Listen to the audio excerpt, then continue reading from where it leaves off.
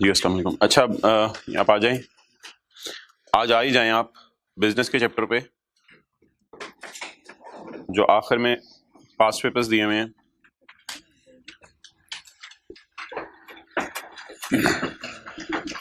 Question 43 कहता है जी, identify any 3 situations, बल्कि ठहरें पहले ये देख लें जरा।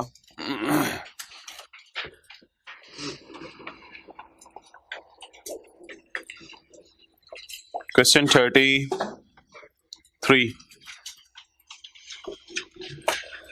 Question 37, explain the term disposal of asset as refer to in income tax ordinance 2001। कहते हैं इनकम टैक्स ऑर्डिनेंस 2001 के अंदर डिस्पोजल की टर्म डिफाइन की गई है, तो कहते हैं उसके बारे में आप जरा जो है वो अपने दिमाग की रोशनी डाल के बताएं कि दिमाग की बत्ती उसके बारे में क्या कहती है डिस्पोजल के बारे में। 5 नंबर का सवाल आया भाई, डिस्पोजल ऑफ एसेट्स के बारे में इनकम टैक्स ऑर्डिनेंस 2001 क्या फरमाता है। डिस्पोजल ऑफ एसेट्स के बारे में पेज 148 में आए तो डिस्पोजल कई तरह की हो सकती है। डिस्पोजल में तो सेल भी है, एक्सचेंज भी है, ट्रांसमिशन भी है, application of business asset to personal use भी है, ये सारा डिस्पोजल है। Question 37 is done. Now come on question 32। In the income tax ordinance 2001, income tax ordinance 2001 में the term disposal has a wider connotation. Disposal के बड़े वाइडर मीनिंग है, ये पेज 161 है। डिस्पोजल के बड़े वाइडर मीनिंग है देन सेल, सेल की बनिस्बत। बिकॉज डिस्पोजल में क्या क्या आता है, बिकॉज इट इंक्लूड्स एक्सचेंज, किताबें खोल लें अपनी, because it includes exchange, because it includes relinquishment, because it includes extinguishment. Sir ये जब हमने रिलिंक्विश और एक्सटिंग्विश पढ़ा तो पेपर के अंदर हम वेनिश हो गए, तो हमें समझ नहीं आई क्या करें, हमने आगे सवाल की रिक्वायरमेंट ही नहीं पढ़ी। वो तो बाहर निकल के देखा कि सवाल की रिक्वायरमेंट में जान ही नहीं थी। लिस्ट द सिचुएशंस जिसमें ये समझा जाएगा एक एसेट बंदे ने बेच दिया है। तो मोहतरम ये 2 अल्फाज हमारी किताब में तो कम से कम नहीं थे, तो लॉ मेकर को डराने के लिए यूज नहीं करने चाहिए थे। शायद इनके मानी और रिलिंक्विशमेंट एक्सटिंग्विशमेंट के कैंसिल करवा देना या किसी राइट को खत्म कर देना, जैसे हमने पढ़ा था इस तरह की चीजें, cancel, destroyed, lost, expired, surrendered. बहरहाल वो कह रहे हैं कि डिस्पोजल के बहुत वाइडर मीनिंग है। तो वाइडर मीनिंग डिस्पोजल के क्या हैं, वो 5 नंबर में आपको यही 5 पॉइंट लिखने पड़ेंगे, 1 2 3 4 5। तो अगेन सवाल वही था और थोड़ा सा साथ साले को हिला के लाया। अच्छा जी, no come on question number 43।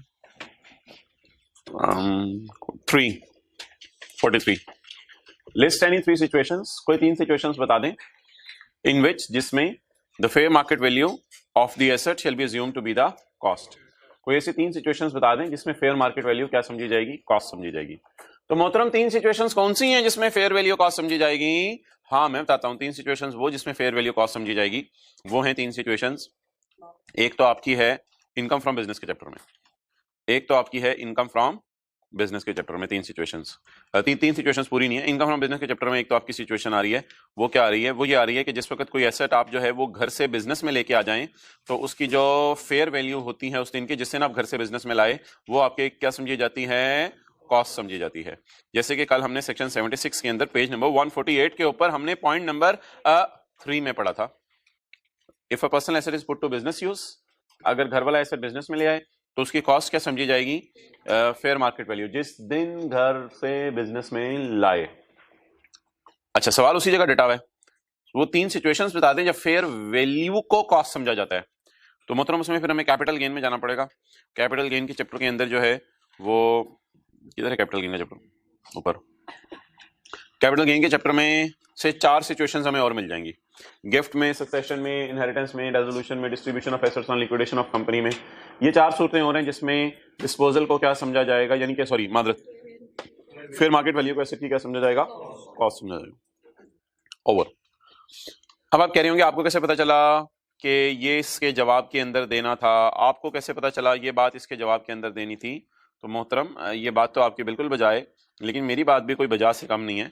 असल में बात यह है कि सवाल के अंदर जो है वो लिखा हुआ था, आपने हमें बताना है कब कब एसेट्स को समझा जाएगा कि वो क्या कहते हैं, उनकी फेयर मार्केट वैल्यू को कॉस्ट समझा जाएगा। तो यार ये जो सवाल के अंदर लफ्ज लिखा हुआ है ना, वो लफ्ज ये नहीं लिखा हुआ बिजनेस का कोई एसेट है, वो सवाल में एक जनरल लफ्ज है, identify 3 situations in which the fair value of a asset. और एक बात आपसे मैं करता चलूं, शायद आपके साथ वाले को याद हो, एक बात आपसे और करता चलूं, वो मैंने आपसे ये की थी मोहतरम कि बिजनेस के चैप्टर के अंदर ये जो हम सेक्शन पढ़े हैं ना 75, 76, 77, ये सेक्शंस जो हैं वो खास नहीं हैं, यानी कि ये सेक्शंस इस चीज के लिए खास नहीं है कि ये सेक्शन सिर्फ डील करेंगे किसको, हाँ सेक्शन 75 जब मैंने शुरू करवाया था पेज 148 के ऊपर, तो मैंने ऊपर लिखवाया था डेप्रिशिएबल एसेट्स भी, इंटेंजिबल्स भी, ज्वेलरी भी, शेयर्स भी, सिक्योरिटीज भी, ये तो बहुत ब्रॉड मीनिंग है इन सबका। तो एसेट का लफ्ज तो बहुत से मानी अपने अंदर लिए हुए हैं। ओके ठीक है मेरे भाई, चलें जी। आई होप आप जो आपके शहजादे आ रहे थे क्लास में, जो टाइम पे नहीं आते वो आगे होंगे। हम शुरू करते हैं। अच्छा जी, कल हम ये पढ़े थे कि मेक अ क्विक रिवीजन। कल हम ये पढ़े थे कि आपको बाहर के मुल्क से लोन चाहिए, तो आपने बाहर के बैंक को फोन किया, मुझे लोन चाहिए। बाहर के बैंक ने जवाब दिया यार $1 आपको हम लोन दे सकते हैं। तो बाहर के मुल्क से पायलट $1 लोन लेके आया, आप वो डॉलर बाजार में लेके गए। अब आपने ना बड़ी गौर से मुझे अब इनफ्लो और आउटफ्लो बताना है। आप वो डॉलर बाजार में लेके गए, जो बाजार में आप डॉलर लेके गए वो डॉलर जो है उसके बदले आपको मिले 170, उस डॉलर के बदले आपको कितने पैसे मिले 170। तो अब जैसे ही लोन आया तो डॉलर पायलट ने आपको दिया, आप बाजार में लेके गए, बाजार से आपको 170 मिले। तो ये 170 को मैं क्या कहूंगा, मिले, इनफ्लो आउटफ्लो। लोन लिया है तो ये इनफ्लो, वो डॉलर 3 महीने बाद वापस करना पड़ा बाहर के मुल्क में। तो ये जो पैसे हैं आप बताएं ये मेरा इनफ्लो है या आउटफ्लो है, आउटफ्लो है। अब मेरे पास डॉलर तो मौजूद नहीं था, तो मैंने जेब से दुकानदार को कितने पैसे कल मैंने मिलते 172, मैंने जेब से दुकानदार को 172 निकाल के दिए, और अब मेरा आउटफ्लो कितना हुआ डॉलर वापस करने के लिए 172 का आउटफ्लो हुआ। तो मुझे बताएं कितना नुकसान हुआ, 2 का। तो नुकसान मैंने कहा था अगर हो जाए तो एसेट की कॉस्ट में ऐड करना है। इसकी लॉजिक जरा सुन लें, नुकसान को एसेट की कॉस्ट में ऐड क्यों करना है। असल में आपने माशाल्लाह अकाउंटिंग पढ़ी हुई है, एसेट भी डेबिट नेचर का अकाउंट है और नुकसान भी डेबिट नेचर का अकाउंट है। एसेट भी डेबिट नेचर का अकाउंट है, नुकसान भी डेबिट नेचर का अकाउंट है। इसलिए अगर करेंसी एक्सचेंज पर हमें नुकसान हो जाए तो एसेट की कॉस्ट में ऐड करेंगे जी। अभी को भाई सवाल पूछने लगे थे, अगर इस पॉइंट के बारे में कुछ सवाल है तो न्यूमेरिकल का वेट कर लें, शायद क्लियर ही हो जाए। वो ऐसी कोई डिस्कशन जो नहीं हुई, जैसे मर्जी आए। अच्छा जी, अब मोहतरम ऐसा करें कि एक न्यूमेरिकल हमने करना है, उस न्यूमेरिकल से पहले जो है वो जरा थोड़ी सी रिवीजन कर लेते हैं। एग्जाम्पल है जी आपके सामने एक आ रही, आपने ये बाहर के मुल्क में किसी को रिक्वेस्ट की कि यार मुझे फॉरेन करेंसी में ना लोन चाहिए। तो 1 मई को, साल खत्म होने से 2 महीने पहले, 1 मई को $2 लाख लोन आपको रिसीव हो गया, जिस वक्त डॉलर 140 रुपए का था। 30 जून को बाहर के बैंक का फोन आया, यार $2 लाख में से ना कुछ थोड़ा बहुत वापस कर दो, बहुत हो गई है। तो आपने 2 महीने बाद $30,000 फर्ज करें पायलट की जेब में डाल के बाहर के मुल्क में भेज दिया। आए कितने थे बाहर के मुल्क में जहाज के जरिए, $2 लाख। आपने फिलहाल वापस कितने भेजे, 30,000। आपको एक्सचेंज गेन या लॉस, मुझे नहीं पता गेन है या लॉस है, फिलहाल मैं इस बहस में नहीं जा रहा, आपको एक्सचेंज गेन या लॉस कितने डॉलर्स पर आ चुका है, आप 30 जून को खड़े हो गए $30,000 पर, और कितने डॉलर पर गेन लॉस आ सकता है 170 की टेंशन नहीं लिया करनी आपने पेपर में, तो जब कभी गेन लॉस आएगा तब देखी जाएगी। 170 की टेंशन नहीं लेनी, क्योंकि जो टैक्स का लॉ है ना वो रियल गेन्स और रियल लॉसेस की बात करता है। हाँ एक गेन या लॉस आ सकता है जब कभी बाकी 170 वापस करें। तो फिलहाल आप मुझे बताएं उधार लिया कितना, उधार वापस कितना कर दिया, क्या मैं कह सकता हूं इस 30,000 को रीपेमेंट? तो हमने पेपर में मोहतरम रीपेमेंट से खेलना होगा। बकाया पेएबल बता सकते हैं कितने, 1 लाख, बकाया पेएबल से नहीं पेपर में खेलना। पहली बात तो ये होगी, जैसे कल हमने पहली बात की थी ना, सब्सिडी टैक्सेबल होती है और सब्सिडी एग्जाम्प्ट होती है, फिर उसमें अलग बातें की थी। इसी तरह मैं कह रहा हूं एक बात तो ये होगी, ये मेमोरी में जरा साइड पे रख लें, हमने पेपर में किससे खेलना है, रीपेमेंट से। लॉजिक इसकी ये है कि मोहतरम जो लॉस गेन आया नहीं उसकी टेंशन क्या लेनी, अभी जो आया सिर्फ उसको रिकॉर्ड करना है। पहली बात ये होगी। दूसरी बात ये है कि फिलहाल मैं $1 के एतबार से बात करता हूं। अगर मैं अपना सोल्यूशन करूं, स्क्रीन पे देखते रहे, जब मुझे बाहर से $2 लाख छोड़ने पड़े, फर्ज करें $2 लाख की जगह बाहर के मुल्क से $1 आता, जब मुझे $1 बाहर के मुल्क से आया था तो उस वक्त मैं बाजार में जब डॉलर लेके गया था तो मेरी जेब में पाक रुपीज आए होंगे। बाहर के मुल्क से मुझे किसी ने डॉलर उधार दिया, डॉलर को मैंने पाक रुपीज में कन्वर्ट करवाया, अब मेरी जेब में क्या पड़े हैं? डॉलर पड़े हैं, पैसे। पैसे जो पड़े हैं वो इनफ्लो है आउटफ्लो? इनफ्लो। वैसे भी लोन लिया है ना अभी तो, और अगर लोन वापस करूं मैं उस वक्त डॉलर कितने का हो गया है? बोले 140। क्या मैं इसको कह सकता हूं आउटफ्लो? ये मेरा क्या हो गया? आउटफ्लो हो गया। मैंने लाइबिलिटी क्रिएट किस पे की थी? 140 पे। मुझे लाइबिलिटी उतारनी किस पे पड़ी? 142 पे। 140 की जगह 142 पे करना पड़े तो गम। वैसे गम के चक्कर में जाने की जरूरत नहीं है, इंशाल्लाह कैलकुलेटर ही -2 दे रहा है। -2 नहीं लिखा करूंगा मैं लिखा करूंगा -2 की जगह 2 का लॉस। ऐसे अपने समझने के लिए 2 रुपए का मुझे -2 लिख लें या 2 का लॉस लिख लें, इट्स अप टू यू, ये आपकी मर्जी है। 2 का लॉस है, लेकिन ये 2 रुपए का लॉस तो मेरे भाई $1 पे है। मैंने ये लॉस कितने डॉलर्स के ऊपर रिकॉर्ड करने हैं? हाँ, 170 पे नहीं, $30,000 पे। 2 लॉस मल्टीप्लाइड, 2 रुपए का लॉस मल्टीप्लाइड बाय 30,000, तो पाक रुपीज में मुझे कितना नुकसान हो गया? बोले बोले बोले 60,000। पाक रुपीज में मुझे 60,000 रुपए का नुकसान हो गया। अब जी फिंगर टिप्स के ऊपर सादा सादा बातें। जब उधार आया करेगा ना, उस दिन जो करेंसी का रेट होगा उसको आपने क्या करना है? इनफ्लो। जब उधार वापस किया करेंगे उस दिन जो करेंसी का रेट होगा उसे आपने कहना है उधार वापस का मतलब ही आउटफ्लो होता है। इन दोनों का ले लिया करना है डिफरेंस। अगर डिफरेंस लेके जवाब आए नेगेटिव में तो इसका नाम रखना है, और जवाब आए पॉजिटिव में गेन। लॉस आए या गेन आए इस बात को फारिग करें, मल्टीप्लाई रीपेमेंट से करना है। जो नुकसान आया उसे रिकॉर्ड करूं या जो आ सकता है उसे भी अभी कर लूं? ओ आ सकता है, अकाउंटिंग वाले कहते होंगे प्रूडेंस कॉन्सेप्ट में रिकॉर्ड कर लो, अकाउंटिंग में मुझे भी सिखाएं, तो टैक्स की बातें कर रहा हूं आपसे। तो जो आ गया नुकसान बस उसको रिकॉर्ड करें, या जो आ गया फायदा। लेकिन इधर तो नुकसान आ गया कितने रुपए का? 60,000 रुपए को एसेट की कॉस्ट में डाल दें। ये 60,000 लॉस है, मैंने आपको बताया था नुकसान एसेट की कॉस्ट में क्या करेंगे। और मुझे आप ये भी बता दें यार, लाइबिलिटी मेरी 140 से बढ़ के किस पे चली गई?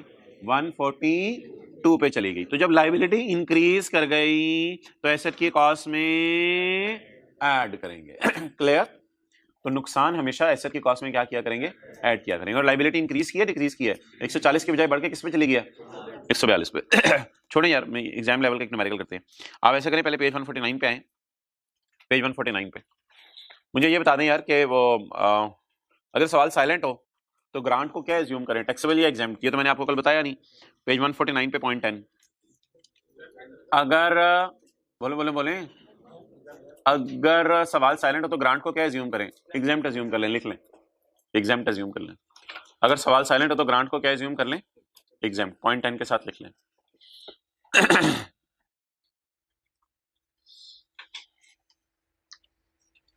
वैसे तो सवाल को बताना चाहिए कि ग्रांट टैक्सेबल है या एग्जेम्प्ट है। भाई टर्म टेस्ट की तैयारी दिल से कीजिएगा, और सिलेबस भी आपसे शेयर हो गया है, तो 50-50 तकरीबन होगा। 55 या 50% या 60% तक न्यूमेरिकल होंगे, बाकी 40% थ्योरी भी होगी। और थ्योरी में मार्क्स लेना ज़रा ज़्यादा आसान होते हैं, और न्यूमेरिकल आधा तो हर बंदा कर ही लेता है। ऐसी भी बात नहीं कि आधा ही ना कर सके, उसकी बात करूँ जो साथ साथ पढ़ा है। अच्छा मोहतरम, अगली बात आपसे ये करनी है कि कल वाली जो हमने बात की थी वो ज़रा मुझे रिवाइज करवा दें, किधर रहेगी? हाँ, पहली तो बात मोहतरम, जब भी सब्सिडी आएगी ना तो सवाल शुरू नेट से करना है। बस ये पक्की ठक्की बात है। सवाल शुरू किससे करना है? नेट से करना है। कि बोतल 30 रुपए के लिए दुकानदार ने 5 दे दिया, शुरू किससे करना है? 25 रुपए से। पहली बात ये कि जब भी सब्सिडी या ग्रांट आ जाए सवाल कहां से स्टार्ट करने हैं? नेट से। पहली बात हो गई। दूसरी बात मोहतरम ये कि सब्सिडी अगर है एग्जेम्प्ट तो आपने कुछ भी नहीं करना, कल बताया था आपने बाद में फिर। और अगर सब्सिडी है टैक्सेबल तो आपने क्या कर देना? सब्सिडी को दोबारा ऐड कर देना। नेट तो पहले किया हुआ, दोबारा ऐड कर देना। और इसकी लॉजिक ना जरा बड़ी आसान सी है। आप इस पे लगा रहे हैं बंदे पे टैक्स, तो इससे हो रहा है दुख। तो इस बंदे के लिए जिसको आप दुख दे रहे हैं, इस बंदे को तो खुशी दे रहे हैं इधर वाले को, इस बंदे को आप दुख दे रहे हैं। जिस बंदे पे टैक्स लगा के इसे दुख दे रहे हैं ना, इस दुख को फौरन कंपनसेट करते हैं एसेट की प्राइस बढ़ा के।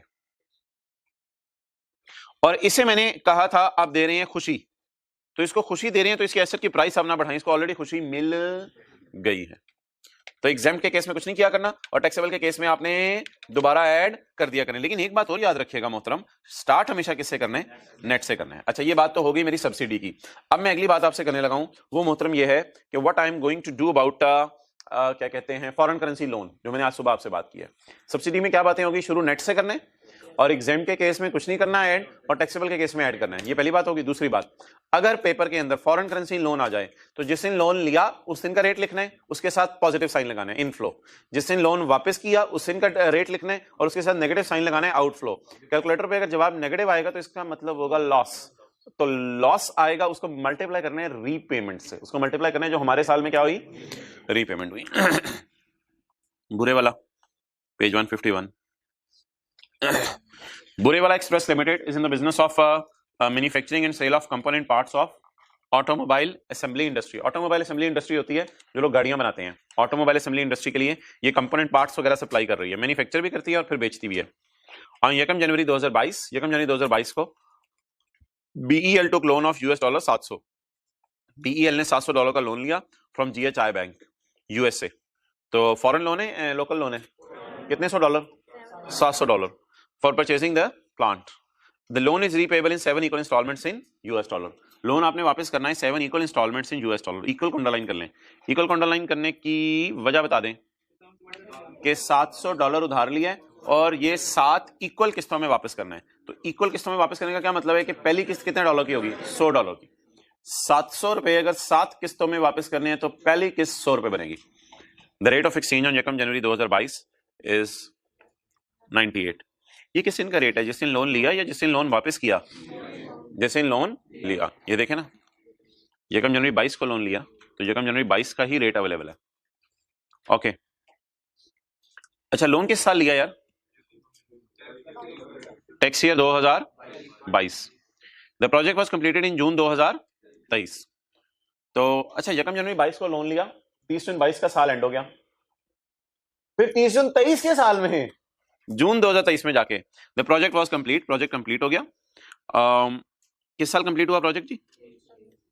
टैक्स ईयर 2023 में। लेकिन इस्तेमाल होना कब से शुरू हुआ? 31 जुलाई 23। 31 जुलाई 23 को बता सकते हैं कौन सा साल है? 2024।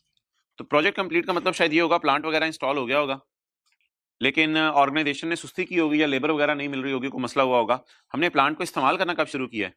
2024 में। अच्छा, ये बात अब मैंने आपको एक फोकस करके नहीं बताई हुई थी क्योंकि ये बात मैंने आपको आज बतानी थी।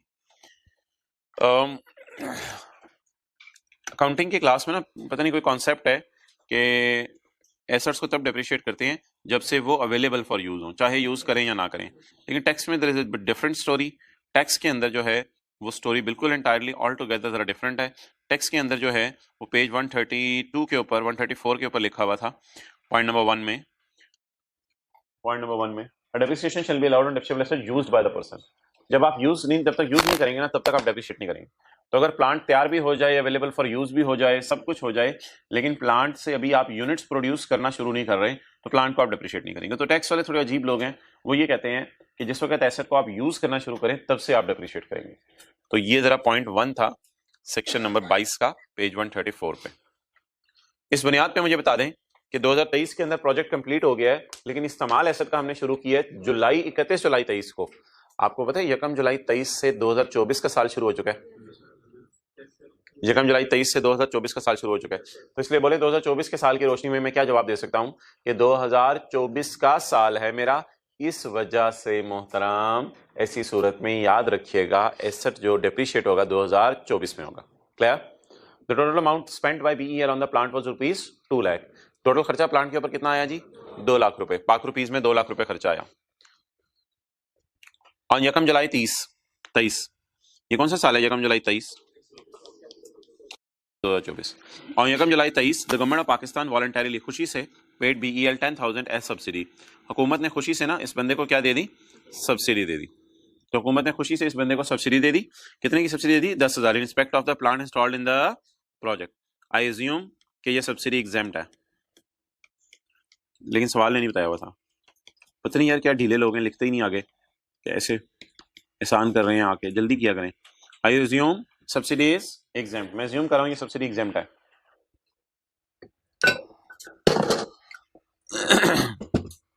पहली इंस्टॉलमेंट जो है वो पहली instalment of $100 towards repayment of $, loan was paid to GHI bank on 30 June 2000। पहली इंस्टॉलमेंट कब वापस हुई है जी? किस टैक्स ईयर में? 24 में। उस वक्त डॉलर कितने का हो चुका है? At the rate of exchange was 10,000 US dollar 100। तो असल में हमने 10,000 रुपए के 100 डॉलर खरीदे होंगे और बाहर के मुल्क भेज दिए होंगे। हम बाजार में 10,000 रुपये लेके गए होंगे और 10,000 रुपये अपनी जेब से निकाले होंगे, दुकानदार को पकड़ाए होंगे, दुकानदार ने 100 डॉलर मुझे दे दिए होंगे। ये 100 डॉलर मैंने लिफाफे में बंद करके पायलट को कहा होगा वापस कराओ बाहर के मुल्क। 700 में से 100 वापस कर दिए। तो उधार लिया कितना? 700। वापस कितना किया? 100। वापस कभी कितना कर देंगे? एक 600। 600 की टेंशन, सिर्फ टेंशन लेनी है आपने जितना वापस किया। तो टेंशन 700 की लेनी है जो उधार लिया, या टेंशन 100 की लेनी है जो वापस किया, या टेंशन उस 600 की लेनी है जो फिर कभी वापस करना है? बोलें किसकी टेंशन लेंगे? सिर्फ 100 की टेंशन लेंगे। ओके चलें जी। प्लांट की प्राइस ढूंढे कितनी है? 2 लाख रुपया। प्लांट की प्राइस ढूंढे कितनी है? 2 लाख रुपया। ग्रांट बताएं कितनी है? 10,000। जब आप 2 लाख रुपए की चीज बाजार से खरीदें और आपको 10,000 रुपए का तोहफा मिले, तो 2 लाख की चीज खरीदने पर, अगर आपको ये 2 लाख की चीज खरीदने पर अगर आपको 10,000 का तोहफा मिले, तो कल मैंने क्या कहा था? स्टार्ट हमेशा कहां से करना है? नेट से। तो बताएं 2 लाख से स्टार्ट करूं या 1,90,000 से? 1,90,000। तो नेट से स्टार्ट करते हैं जी। कॉस्ट एसेट की नेट कितनी आ गई जी? 1 लाख। हाँ पेपर में शायद बेहतर हो इधर आप 2 लाख माइनस 10 शो कर दें एग्जामिनर को, लेकिन मैं फिलहाल जरा इसी तरह शो कर रहा हूँ, बेहतर होगा पेपर में इस तरह शो कर दें। अच्छा जी, तो 200 रुपए का जूस का डब्बा खरीदा, दुकानदार ने जाते हुए 10 रुपए पकड़ा दिए, तो जूस का डब्बा पड़ा कितने का? 190 का।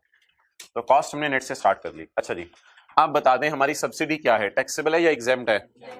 अब अगर हमारी सब्सिडी एग्जेम्प्ट है तो एग्जेम्प्ट सब्सिडी के बारे में क्या रूल है? एग्जेम्प्ट सब्सिडी के बारे में क्या रूल है? और कुछ करने की जरूरत, अभी आपको मैंने डिसीजन ट्री दिखाया। अगर टैक्सेबल होती तो फिर हम उसको ऐड करते। तो कल एग्जांपल 1 और 2 आई होप आपने की होगी। अब हमें कुछ करने की जरूरत नहीं, बस आगे चले।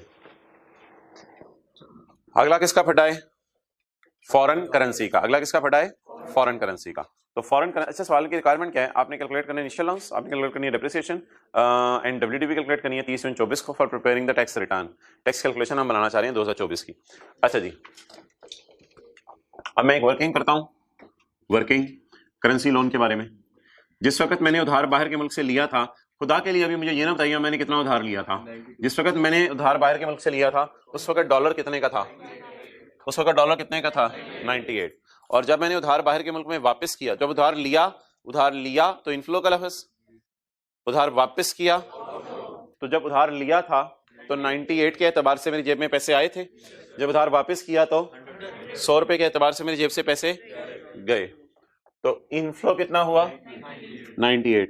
जब उधार वापस किया तो मेरी जेब से पैसे कितने गए? 100। कट कटा के 2 का क्या आया? लॉस आया। ये जो 2 का लॉस आया इसे किससे मल्टीप्लाई करना है? इसको 700 से मल्टीप्लाई करना है जो उधार लिया, इसको 100 से मल्टीप्लाई करना है, या इसको मल्टीप्लाई करना है 600 से? 700 लोन लिया था, 100 वापस, जितना इस साल वापस किया होगा उससे मल्टीप्लाई करना है। लिख लें, जितना इस साल रीपेमेंट की होगी उससे मल्टीप्लाई किया करना है। लोन की जितनी इस साल रीपेमेंट की होगी उससे मल्टीप्लाई करना है करेंसी के गेन लॉस को। लोन की जितनी रीपेमेंट इस साल की होगी उससे मल्टीप्लाई करना है करेंसी के गेन लॉस को जी। आप बताएं जी, क्या कहानी बनी? 2 का नुकसान आया, 700 डॉलर पे आया, 600 डॉलर पे आया, या जो 100 वापस किया उस पे? तो 100 डॉलर मल्टीप्लाइड बाय ₹2 क्या आ गया? ₹200 का नुकसान आया। ये ₹200 का क्या है? लॉस। अच्छा, अब लॉस एसेट की कॉस्ट में ऐड होना चाहिए करेंसी का या लेस होना चाहिए?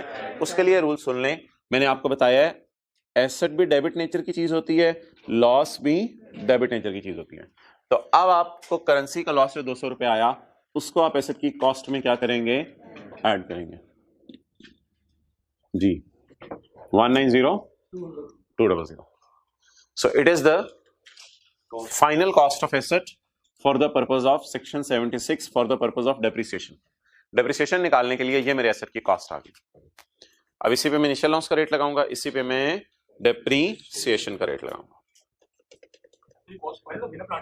बस। हाँ फिर उसमें ऐड करते रहेंगे, लेकिन वो आई कैप ने नहीं अपनी किताब में डिस्कस किया, हर साल फिर एडिशन होती रहेगी। WDV समझ लो। ओके ठीक है जी, मेरी तरफ से डन हो गया, ओवर हो गया। वो कैमरा उधर करके वो जो वर्किंग है करेंसी गेन लॉस वाली वो जरा खोल दो, वो कम से कम आप किताब पे कर ले, बाकी मैं आपको जो है वो दिखाने लगा हूँ। ये करेंसी गेन लॉस वाली वर्किंग जरा उस तरह जरूर कर ले।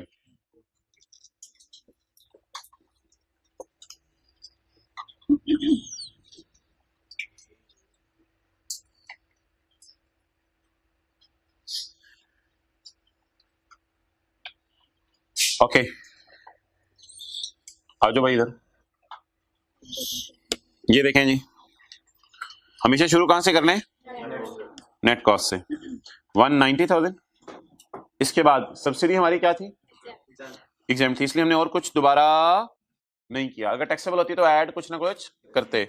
इसके बाद करेंसी लॉस आया कितना, टोटल एसेट कितने का पड़ा 190,200। इनिशियल अलाउंस का रेट किसी को याद हो 25%। इनिशियल अलाउंस में कोई फैक्टर नहीं लगता बस। और एक ये भी बात सुन लें, अगर plant partly business partly private purpose के लिए यूज हो फिर भी कुछ नहीं लगता इसके ऊपर, इनिशियल अलाउंस पूरा माइनस करने की ज्यादा है।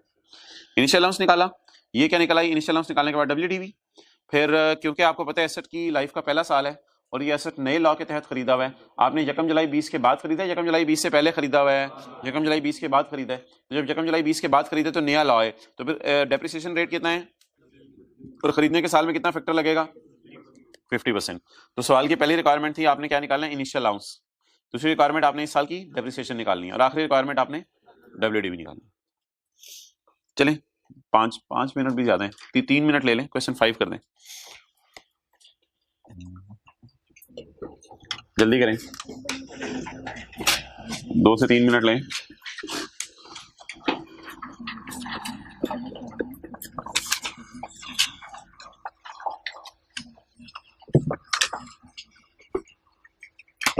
जल्दी भी, कोई सवाल स्क्रीन पे सामने है।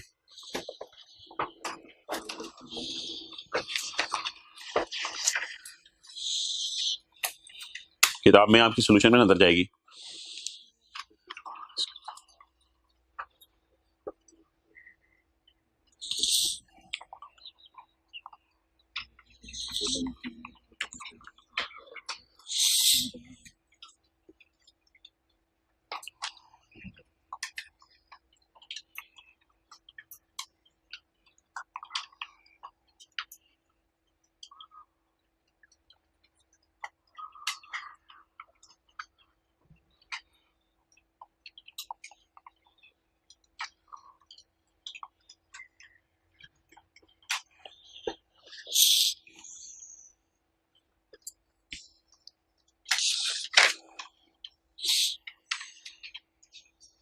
Done,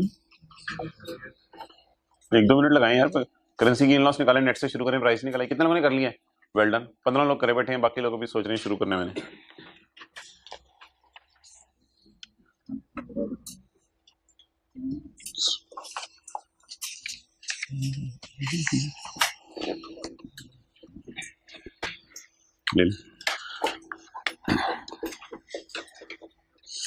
An entity decided to finance the cost of purchasing a plant with a loan in a foreign currency। एक एंटिटी ने सोचा कि मैं लोन ले लूं फॉरेन करेंसी में, उसे मैं प्लांट खरीदूंगी। It obtained a loan amounting to $2000 on जकम में, when the exchange rate was, जिसका का लोन लिया था रेट क्या था 140। साल के एंड के ऊपर पहली रीपेमेंट हो गई है $300 की। कितना उधार लिया 2000, कितना वापस किया 300। $2000 की टेंशन है, $300 की टेंशन है, तो 2000 माइनस $300 $1700 जो वापस फिर कभी करने हैं उनकी टेंशन है, जैसे $300 की टेंशन है। Asset is purchase for rupees 5 lakh, subsidy receive from government in this regard is rupees 20,000 which is taxable. और जो हुकूमत से सब्सिडी मिली है बोले वो क्या है, टैक्सेबल है। Now my question from you people is कि मैं स्टार्ट, अभी करेंसी को फारग करें, मैं स्टार्ट कहां से करूं, नेट कॉस्ट से। अच्छा जो मैं हाईलाइट कर रहा हूं, बताएं जी एसेट कितने वाला है 5 लाख वाला, सब्सिडी कितनी मिली 20,000 वाली। 5 लाख, अभी मैंने कुछ हाईलाइट नहीं किया, और 5 लाख माइनस 20,000 480, तो पड़ा कितने का 4,80,000। अच्छा मेरा बात से ये 480 लिखने के बाद आपने ढूंढना है टैक्सेबल है या एग्जाम्प्ट है। क्योंकि टैक्सेबल हो या एग्जाम्प्ट हो, शुरू हमेशा किससे करने हैं? नेट से। अब ढूंढ लें टैक्सेबल है या एग्जाम्प्ट है। क्या है? एग्जाम्प्ट के सिनेरियो में कुछ ऐड करने की जरूरत नहीं थी, टैक्सेबल के सिनेरियो में आप ऐड कर दें। असल में ना टैक्सेबल में हम इसकी प्राइस अब दोबारा बढ़ाने लगे हैं ताकि उसे डेफिशिएंसी ज्यादा मिल जाए। फिर ऐड कर दें क्या? सब्सिडी। कौन सी वाली सब्सिडी है? टैक्सेबल वाली। कितनी? दोबारा एसेट की प्राइस कहाँ आके खड़ी हो गई? 5 लाख। क्लियर? अब एक वर्किंग करनी है। वर्किंग का मकसद क्या? एक्सचेंज गेन लॉस निकालना। अच्छा जी, एक वर्किंग करनी है। ये तो सब्सिडी या ग्रांट हो गई जो हमने कल पढ़ी थी। अब जो आज हमने कॉन्सेप्ट पढ़ा है उसकी बात करते हैं। इसकी हेडिंग तो वर्किंग की होनी चाहिए ना, करेंसी गेन लॉस। हेडिंग ये होनी चाहिए वर्किंग की, मैं नहीं दे रहा। हेडिंग होनी चाहिए करेंसी गेन लॉस। जिस वक्त उधार लिया था करेंसी कितने की थी? 140 की। जब उधार वापस कर रहे हैं तो करेंसी कितने की है? 137। अब आप मुझे बता दें, इस वक्त थी 140 की, इस वक्त है 137 की, तो 3 पॉजिटिव आ रहा है कैलकुलेटर पे। तो 3 रुपए का एक डॉलर के ऊपर गेन आ रहा है। 3 रुपए का गेन आ रहा है $1 के ऊपर। तो डॉलर कितने हैं जो रीपे किए हैं? $300। 300 ज़रब 3 पाक रुपीज में ₹900। क्लियर? तो ₹900 क्या है? गेन। यार गेन जो है ना, गेन आपको पता है एसेट जो है वो डेबिट नेचर की चीज है और गेन या खुशी क्रेडिट नेचर की चीज है। इसलिए अगर कभी लॉस आया करेगा उस एसेट की कॉस्ट में ऐड करना है, गेन आया करेगा एसेट की कॉस्ट से लेस करना है। Less gain on currency fluctuation. कितना जी? 900। बताएं जी, 5 लाख माइनस 900 4 1 डबल। कितने लोगों ने यही सॉल्व किया था? जरा हाथ करके बता दें। Okay world. तो sum it up all forever. Subsidy कितने किस्म की हो सकती है? टैक्सेबल या, हमें पेपर में ये बात फारिग करेंगे टैक्सेबल या एग्जाम्प्ट है। स्टार्ट कहां से करना है? अगर एग्जाम्प्ट है तो कुछ ऐड नहीं करना, टैक्सेबल है तो सब्सिडी को दोबारा ऐड कर देना है। पहला कॉन्सेप्ट खत्म। दूसरा कॉन्सेप्ट, अगर फॉरेन करेंसी में लोन लें तो फॉरेन करेंसी के अंदर अगर आप लोन लें तो जिस दिन लोन लिया था उस दिन इनफ्लो, जिस दिन लोन वापस किया उस दिन आउटफ्लो। इनका जवाब अगर लॉस आया तो रीपेमेंट से मल्टीप्लाई करके एसेट की कॉस्ट में ऐड करना है। इनका जवाब अगर लॉस आया यानी, और इनका जवाब अगर गेन आया तो रीपेमेंट से मल्टीप्लाई करके एसेट की कॉस्ट में। तो दोनों टाइप के कॉन्सेप्ट कवर हो गए। ये जो बुरे वाला सवाल था इसमें, एक मिनट चुप रहना, ये जो बुरे वाला सवाल था इसमें ये जो सब्सिडी थी, सब्सिडी ये एग्जाम्प्ट थी और इसके अंदर जो है करेंसी में लॉस आ रहा था। और इस सवाल में सब्सिडी टैक्सेबल थी और करेंसी में, तो दोनों पॉसिबिलिटीज कवर हो गई हैं एग्जाम्पल 4 एग्जाम्पल 5 में। ओके चलें जी, अगला पॉइंट पढ़ते हैं।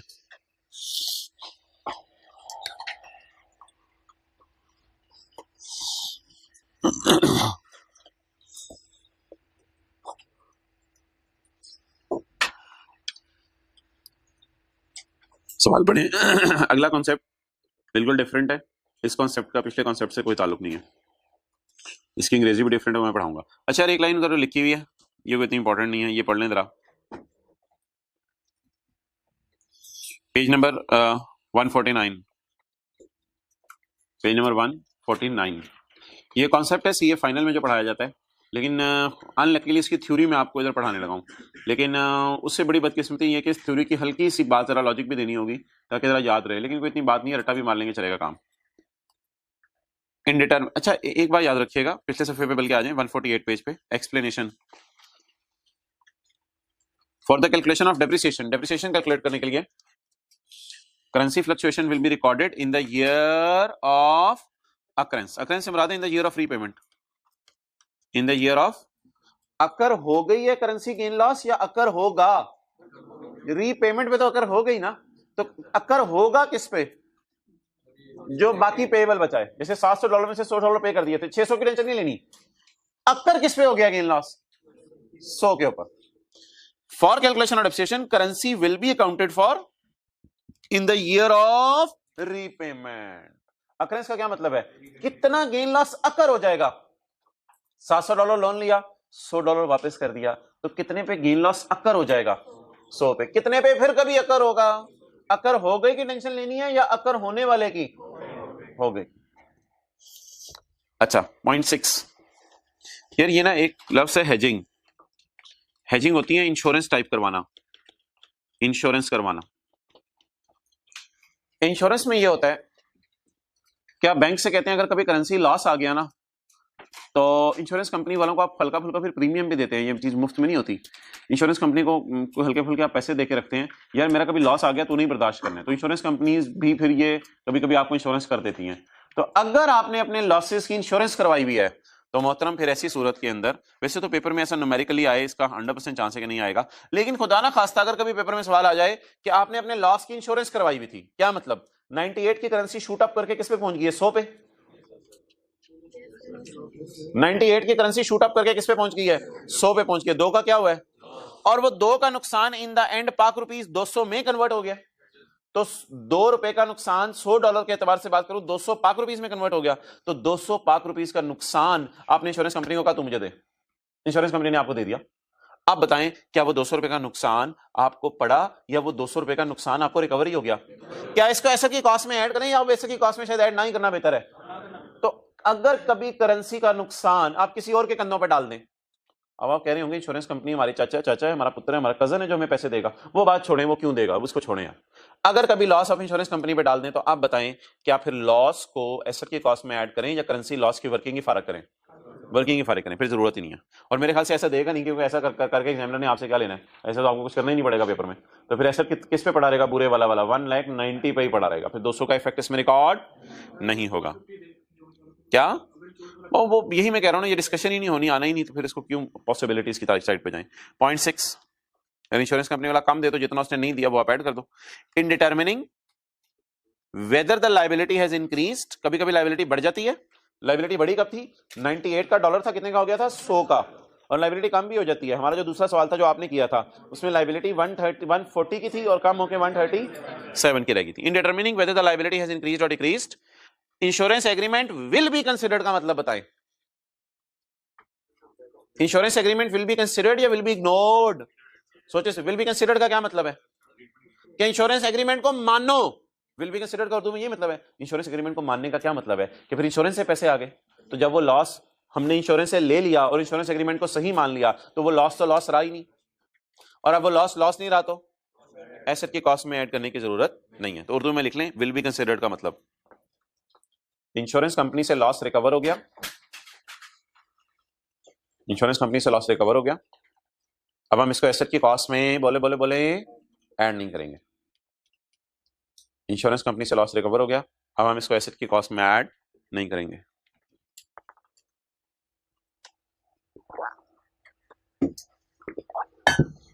ओके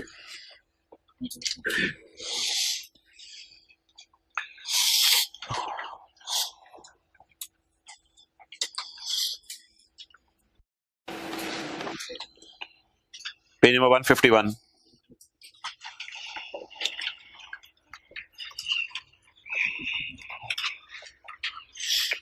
इधर देखें जी,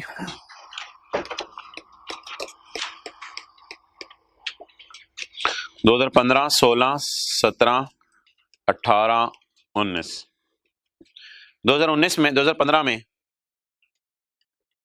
आपने एक जहाज खरीदा। आपने क्या खरीदा? जहाज खरीदा। जहाज बनाने में टाइम लग जाएगा, छोड़ें। आपने क्या खरीदा? 2015 में आपने एक जहाज खरीदा।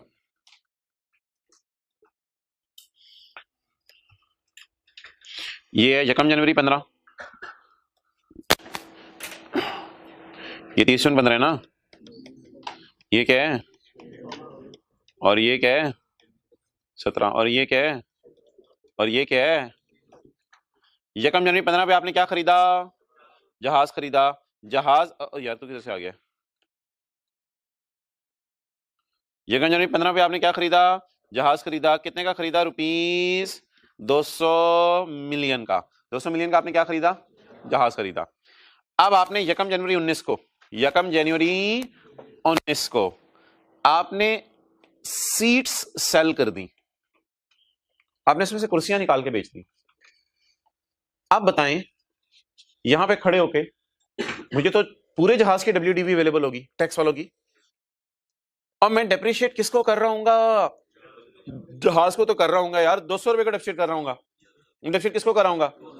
200 में तो कुर्सियां भी हैं और जहाज के बाकी पार्ट्स भी हैं। तो अब आप मुझे बताइए, एक मसला आएगा, क्या मैंने क्या बेचा? सीट्स बेची। क्या खरीदा था? जहाज खरीदा था। अब मुझे बताइए मैंने कुर्सियां कितने की खरीदी थी? ये एक मसला पड़ेगा या नहीं पड़ेगा? पहले मुझे ये बता दें, मसला पड़ेगा या नहीं पड़ेगा? पूरा जहाज बेचा या जहाज में से निकाल के कुर्सियां बेच दी? पूरा जहाज कितने का खरीदा था, उसमें से कुर्सियां कितने की खरीदी थी? कोई नहीं पता। अब हमें एक काम करना पड़ेगा, हमें ना 2015 की अखबारें खोलनी पड़ेंगी, ढूंढनी पड़ेंगी 2015 में। और कुछ लोग अखबारें ढूंढते नहीं 15 में ही, ये पता 15 में ही एहतियात रख लेते हैं कि दोनों चीजें अलग अलग कितने की मिल रही हैं। 2015 में देखना पड़ेगा क्या कोई कंपनी ऐसी है जो खाली कुर्सियां भी बेचती है। तो हम पता चलाएंगे 2015 में अगर खाली कुर्सियां हम खरीदते तो कितने की मिलती, और जहाज के बाकी पार्ट्स खरीदते तो कितने के मिलते। इस तरह की कोई बातें, जिन्होंने ऐसी मैं बात कर रहा हूं, जिन्होंने FR1 पढ़ लिया हुआ है और उसमें एवरेज 15 पढ़ लिया हुआ है किसी ने, तो शायद इस तरह की बातें होती थी। तो बड़ी छोड़े इन बातों को। You purchased an aeroplane, level अपना चेक किया आपने। You purchased an aeroplane for 200 million, AFC में आपने खरीद लिया ऑन यकम जनवरी 2015। ऑन यकम जनवरी 19 seats were sold. The fair market value of the seats and other aeroplane on यकम जनवरी 15 was 20 and 190। आप बता दें जी, इस दिन, ये कहां से आ गया? इस दिन यानी यकम जनवरी 15 को आपको जहाज की कॉस्ट क्या पड़ी? ओ बोले, लेकिन अगर इस दिन आप खाली चेयर्स बाय करते तो कितने की पड़ती? 20 मिलियन की। और इस दिन अगर आप बाकी, ये मैं उर्दू में लिख रहा हूं, बाकी जहाज, अगर इससे ना बाकी जहाज बाय करते तो कितने का मिलता? 190 मिलियन का। यानी टोटल आपको कितने का मिलता? 210 मिलियन का। शायद मिसाल अजीब सी है, लेकिन कॉन्सेप्ट क्लियर करने के लिए मेरे ख्याल से कोई हरज नहीं। 210 मिलियन की चीजें मिलती हैं। अगर आप कुर्सी अलग खरीदें 20 मिलियन की, अगर आप बाकी जहाज खरीदें 190 मिलियन का मिलता है। 210 मिलियन की दोनों चीजें मिलती हैं। लेकिन आपने कहा मुझे कुर्सी समेत वाला जहाज चाहिए, तो उसने कहा चल तुझे 200 का लगा देता हूं। क्लियर? जो बंदा खाली कुर्सियां लेने जाते बाजार में जहाज की, उसे कुर्सियां कितने की मिलती हैं? जहाज की कुर्सी हैं, जहाज की कुर्सियां 20 रुपए की नहीं मिलेगी, जहाज की कुर्सी हैं, जहाज होती हैं ये भी। तो आप मुझे बताएं, अगर आप जहाज की कुर्सियां खरीदने जाएं तो बाजार से कितने की मिलती? 20 की। जहाज के बाकी पार्ट्स खरीदने जाएं, पर कहीं और से, वो कहीं और से, बाकी चीजें खरीदने जाएं, कितने की मिलती? 190 मिलियन की। तो अगर मुख्तलिफ जगहों से चीजें खरीदें तो कितने की पड़ रही हैं? और अगर बना बनाया जहाज लेना हो तो कितने का मिल गया? 200 का। अब आपको कोई कैलकुलेटर पे एक बला किस्म की कैलकुलेशन 7th 8th क्लास में टीचर्स ने सिखाई होगी कि मोहतरम आप जरा बता दो इस 200 में कुर्सियों की कॉस्ट कितनी पड़ी है। जरा ट्राई करें, ट्राई करें, कोई साइंस मारें, इस 200 में जरा कुर्सियों की कॉस्ट निकालने की कोशिश करें। किसी तरह आप ट्राई मार लें, कोई फिगर पकड़ें, किसी से डिवाइड करें, किसी से मल्टीप्लाई करें, इज इक्वल टू का बटन दबाएं, हिम्मत करें, ट्राई करें, इंशाल्लाह कर लेंगे काफी लोग।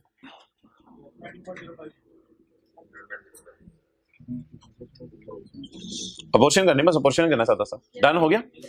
अच्छा जी, अब आप मुझे ये बता दें कि मैं ये जो कैलकुलेशन करने लगा हूं, अच्छा मुझे एक चीज ऐसे बता दें, मुझे दोनों की फेयर वैल्यूज गिवन है या दोनों की कॉस्ट गिवन है?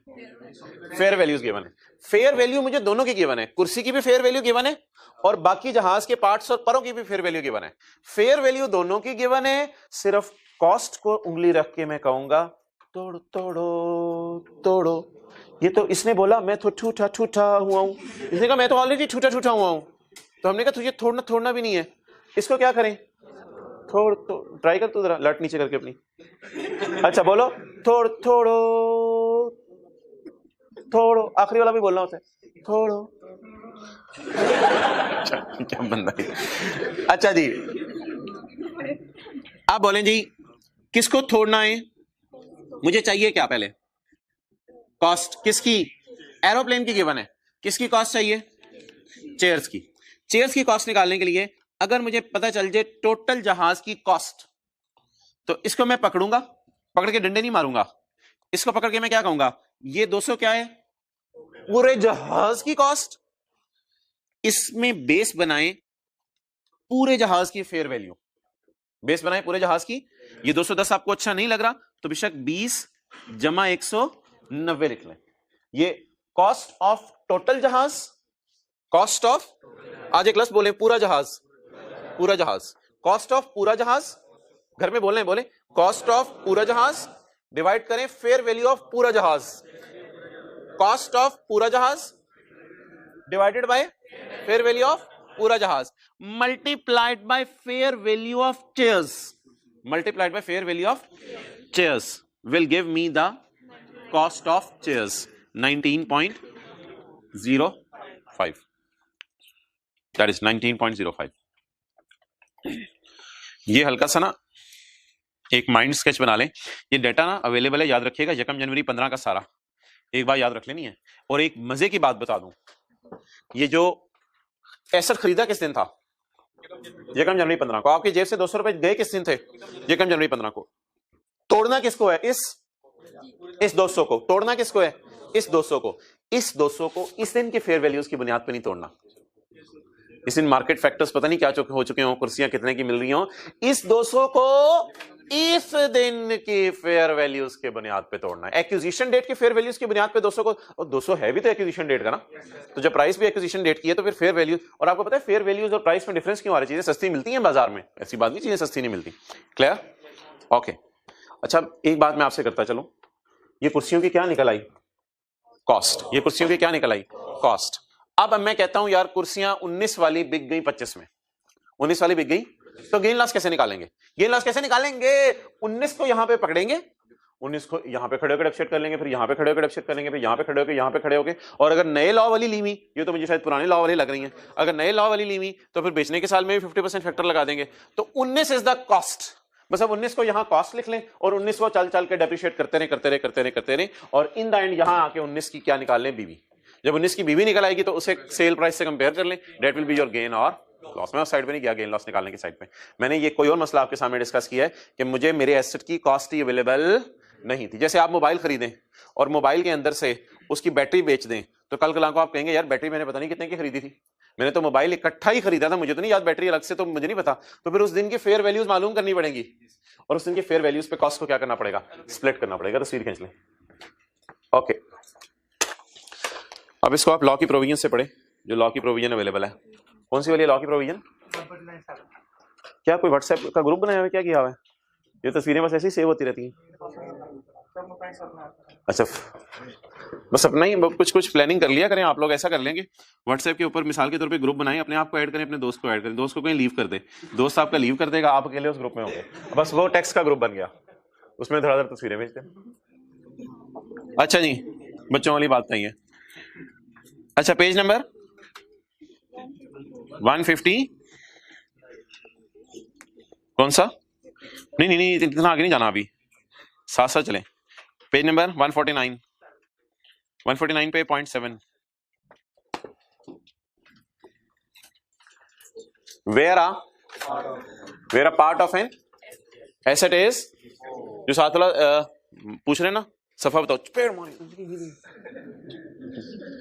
अच्छा, point number 7 where a part of an asset is, कभी कभी नहीं नजर आता, जब नजर आ रहा होता है तब देख लिया करें। where a part of an asset is, जहां का एसेट का हिस्सा बिक जाए, the cost shall be, लिखे ना, दा 200 पंजाबी वाला दा, सॉरी, दा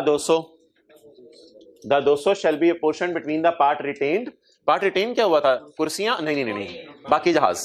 part retained and part disposed of in accordance with the fair values, determine, तब डिटरमिन हुई थी फेयर वैल्यूज किस दिन वाली के? At the time asset is purchase. तो यकम जनवरी 15 की ही कॉस्ट थी 200, और इस 200 को यकम जनवरी 15 की फेयर वैल्यूज की बुनियाद पे क्या कर दिया था? तकसीम कर दिया था, प्रोपोर्शनेट वाली कैलकुलेशन कर दी थी। अच्छा जी, पॉइंट 8 और 9 तो बड़ा आसान सा है, आसान बढ़ाए, आपकी थोड़ी सी टेंशन चाहिए। एक जर्नल एंट्री में करने लगा हूं, बॉल पेन मुंह से निकाल दो, एक जर्नल एंट्री में करने लगा हूं, लेकिन वो जर्नल एंट्री जो है ना, वो आपने बड़ा गौर से समझनी है। आपको थोड़ा बहुत टैक्स कैलकुलेट करना आ गया, आपने किसी बंदे से कहा कि यार ऐसा करो कि मैं ना तुम्हारा टैक्स कैलकुलेट करके दे देता हूँ, तुम्हारी प्रॉपर्टी इनकम है, घर तूने किराए पे दिया, रिपेयर अलाउंस वगैरह माइनस कर देता हूँ, और तेरे खर्चे खुर्चे हैं कोई नहीं, तो रिपेयर अलाउंस माइनस करके तो ये टेबल 1 2 पे रेट लगा के 8000 मुझे दे दे, तेरा टैक्स निकाल देता हूँ मैं। तो आप बताएं आप क्या एंट्री करेंगे जब उसे पैसे आएंगे? Cash debit, sale of goods credit, या service income credit? Service income, service revenue भी क्रेडिट कर दें, कोई मसला नहीं है, बस cash debit income credit, cash debit revenue credit 8,000 रुपए। क्लियर,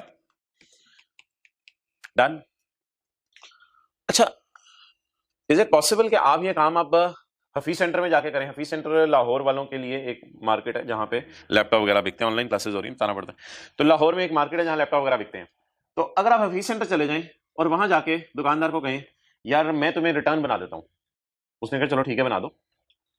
आपने उसे पैसे दिए, सॉरी आपने उससे पैसे लिए और आपने एंट्री कर ली कैश डेबिट इनकम क्रेडिट। इसी तरह आप अगली दुकान पे गए, अगली दुकान वाले को कहा यार मैं तुम्हें रिटर्न बना देता हूं, अगली दुकान वाले ने बना दे यार तू मुझे रिटर्न बना दे। आपने उस दुकान पे जाके कहा यार मुझे पैसे ना दो, मुझे पैसे ना दो, मैंने तुम्हें काम करके दिया, मैंने तुम्हें काम क्या करके दिया, मैंने तुम्हें रिटर्न बना के दिया, तुम मुझे पैसे ना दो, तुम मुझे वो लैपटॉप जो है ना वो वाला लैपटॉप दे दो। उनका 8,000 रुपए का लैपटॉप, भाग इधर से।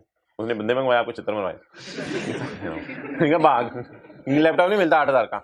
आपने कहा चल यार मेरे से कुछ थोड़े बहुत पैसे ले ले। अब मोहतरम आपके पास पैसे आ नहीं रहे होंगे, अब आपके पास से पैसे जा रहे होंगे और क्या आ रहा होगा?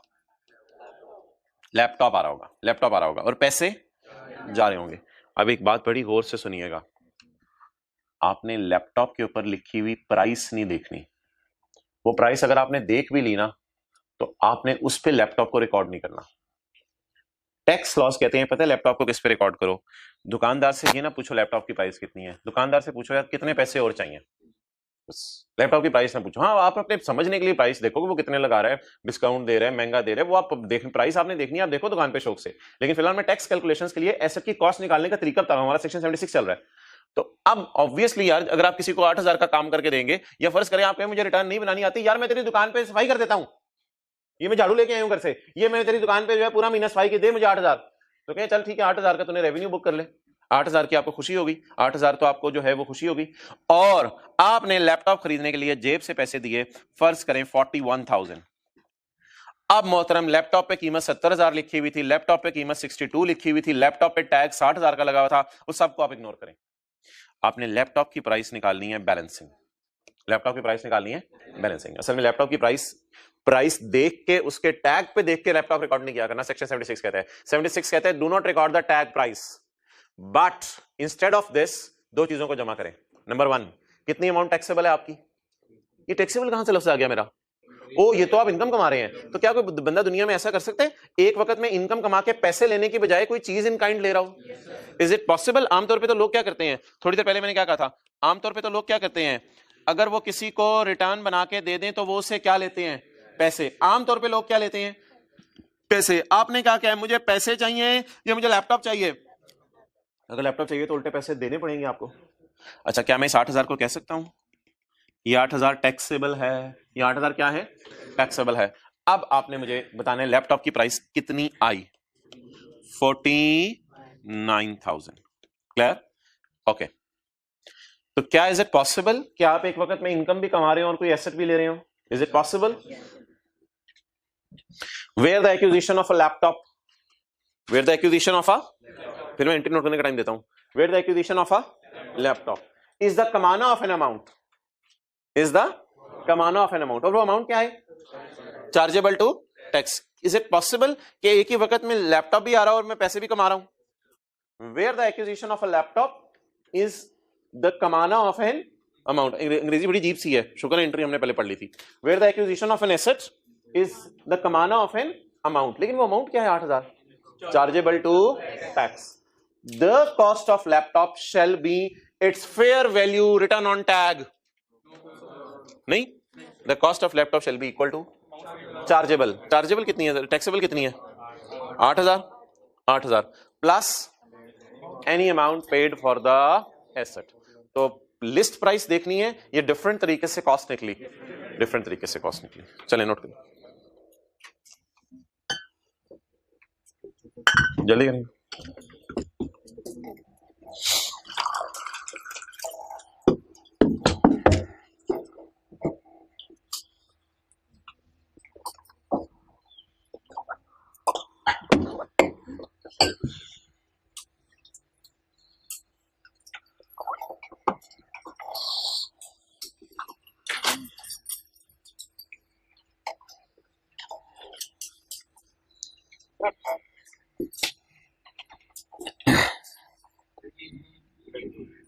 हाँ where the acquisition of an asset is कमाना of an amount at the same time, यानी एसेट भी आ रहा है अमाउंट भी कमा रहे हैं. The price of asset shall be sum of, balance ही निकालनी है. The price shall be sum of amount chargeable and any amount. वो तो लैपटॉप वाला अपनी इनकम रिकॉर्ड करा होगा लैपटॉप बेच के, मैं उसकी बात नहीं करा. मैंने तो अभी उसे क्या बना के दिया आपको, रिटर्न बना के दिया. रिटर्न बनाने के कितने पैसे मांगे हैं?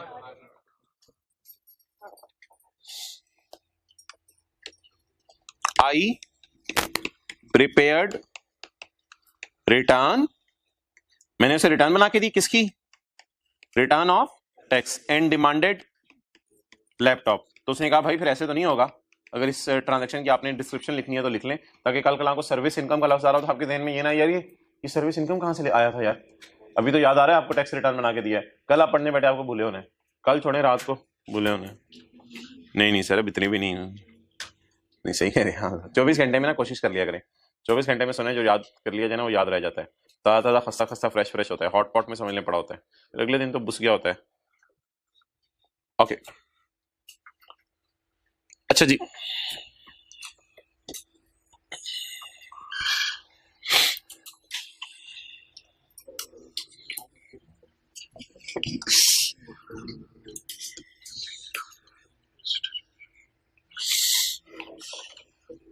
अच्छा नीचे सवाल में पता नहीं कोई फिगर्स दी हुई हैं, उनको इग्नोर कर दीजिएगा.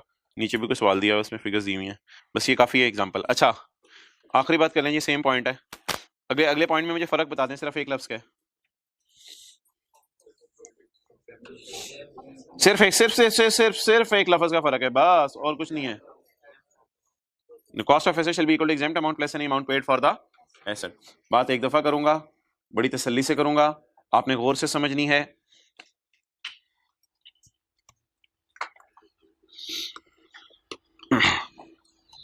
ये था मिस्टर FCA. ये कौन था? मिस्टर FCA, यानी सीए किए हुए इसको 10 साल हो गए थे. तो बस हुकूमत ने कहा यार आपको टैक्स दो. अच्छा फर्ज करें ऐसी एक समझने के लिए मिसाल बना लेते हैं ना. फर्ज करें इस मिसाल में तो मैंने आई लिखा था ना, यानी मैं FCA हूं. अब मैं आपकी मिसाल देता हूं, आपने ताजा सीए की है, आप है मिस्टर ACA, आप है मिस्टर ACA.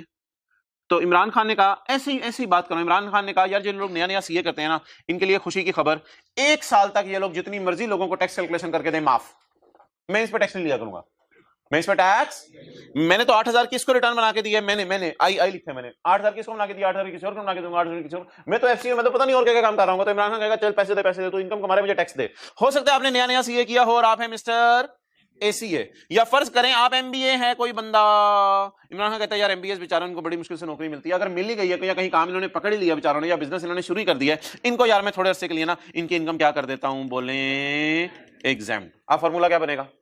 अंग्रेजी सारी वही क्या. अच्छा ये बता दें, इज इट पॉसिबल कि इनकम टैक्सेबल भी हो सकती है, एग्जाम भी हो सकती है, बट इनकम टैक्सेबल हो या एग्जाम, तो लैपटॉप की प्राइस पे फर्क यहां नहीं पड़ना. यहां ऐसा कोई डिफरेंट रूल नहीं है, यहां लैपटॉप की प्राइस पे कोई फर्क नहीं पड़ेगा. यहां कोई खुशी गम वाला सिनेरियो नहीं सोचना, यहां जैसे लॉ मेकर चला रहे वैसे ही चले. अब अंग्रेजी सारी वही बता दें दोबारा. Where acquisition of an asset is the derivation of an amount which is exempt from the cost of laptop shall be sum of exempt amount plus any amount paid. तो नीचे लिख लें किसी बंदे की इनकम रिटर्न बनाने की हुकूमत माफ भी कर सकती है, बस यहाँ पे छोटा सा लिख लें, बाकी मिसाल नहीं लिखने की जरूरत नहीं. हो सकता है किसी बंदे की रिटर्न बनाने की इनकम हुकूमत ने माफ की हो सकता है किसी MBA की रिटर्न बनाने की इनकम हुकूमत ने माफ की हो सकता है किसी MBA की रिटर्न बनाने की इनकम हुकूमत ने माफ की हो. अच्छा इसके लिए लैपटॉप की प्राइस बदलेगी या रूल सेम रहेंगे? रूल सेम रहेंगे. अब आपको कोई नई मिसाल यूज करने की जरूरत नहीं है. चलें जी वो यार बस एक सेकंड रुको भाई, यानी मजबूरी है, अब और कोई हल नहीं है. फरवरी में तो इन एनी केस मुझे भी लग रहा है 4-5 फरवरी तक तो इन एनी केस काम जाना ही पड़ेगा, क्योंकि अपने 6-7 सफ़े नई किताब में डाल दिए हैं. तो इसलिए हल्का फुल्का अब आप मेंटली प्रिपेयर रहें. सैटरडे की क्लास हमारी 1.5 से 2 घंटे की भी हो सकती है, लेकिन ऑब्वियसली उसमें घंटा हम ये थ्योरी किया करेंगे, बाकी जो 1 घंटा होगा may be numericals, may be pass papers. तो इसके अलावा कोई हल नजर नहीं आ रहा. और ऑफ कर दो.